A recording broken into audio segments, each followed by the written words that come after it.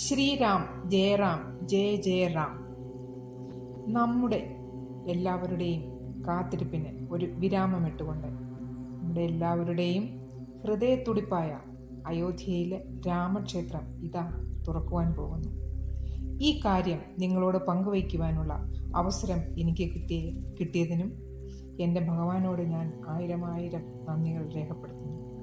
ഇത് നിങ്ങളോട് ഷെയർ ചെയ്യുവാൻ എനിക്ക് ഭയങ്കരമായ ഒരു ബ്ലെസ്സിങ്ങും അതുപോലെ തന്നെ ഞാൻ ഭയങ്കര ത്രില്ലിലുമാണ്.